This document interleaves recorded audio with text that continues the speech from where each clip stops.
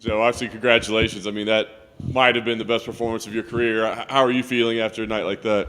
I feel great. I'm feeling really good. I'm really just looking forward to what's next and just keeping this fire going, just keep this train moving and make a run for this title. Do you feel like it was the best performance of your career? And I guess just how did you feel in there? Because you just look so much more comfortable than you ever have before. I really feel like, yeah, it was probably like mentally and like just I feel like everything just finally like kind of clicked this fight. You know what I mean? Like everything's just like there. It was kind of getting there before the whole sepsis thing, and then kind of fell off a little bit, and then now I'm back on track to where I was. Is it safe to say that, I mean, like physically you're in a whole different place than you were before? I mean, I think you kind of said you needed some time off, but didn't really want to like make excuses back then. Yeah, no, 100%. I feel way better. Granted, I'm a little bigger now, which is also good, but I physically, mentally, just everything all around, I just feel way better than I did before. Nice. First round, thought you were going to get out of there in under 5 minutes. I guess, were you thinking that as well? I was, but Luque's a tough dude, and I seen just something about like when I was throwing punches, like I was like, he's not done yet, and I'm going to gas myself out. And he threw one shot and hit me kind of hard. I was like, okay, let me take a couple steps back and not rush this.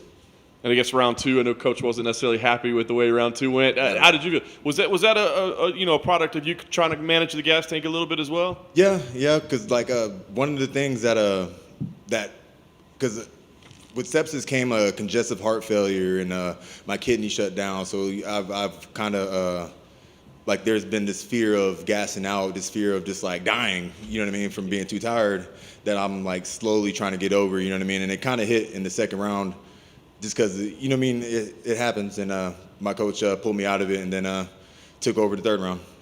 And then eventually, you had the opportunity to finish. Did you know, like, I'm getting it done now? No, I wanted to get it done. I was like, it's third round. I want to, because I wanted to finish him. Like, that was the whole goal coming in here. I didn't want a decision.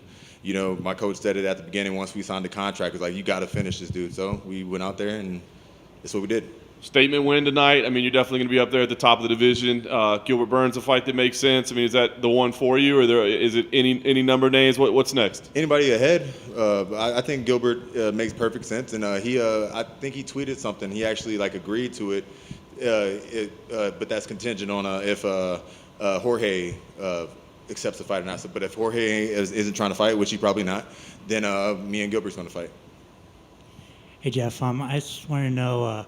What are the emotions like going from almost dying to cracking the top 10 and you're going to be number 6 on Tuesday? It's not number 1. I don't feel any emotions really, honestly. I'm just, ready to go eat some food, maybe a couple drinks, get back home and get back to the grind.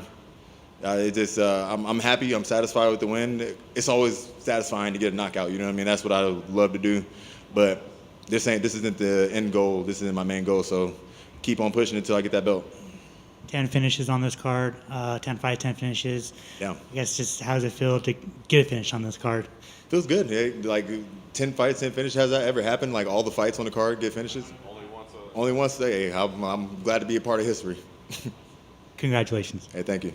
In the finishing sequence, you threw 8 left uppercuts. I'm curious if that's a punch that you knew would work on him, or if that's just one you love to go to when it's going well. I just knew that was going to work on him. I've been working on it all the time during practice. You know what I mean? Just like stepping off to the side, and when he covers up pretty solid around everything else, and I knew that there was always going to be like a little opening in between his guard, and once I had him on the fence hurt, I just knew that I was just going to keep on.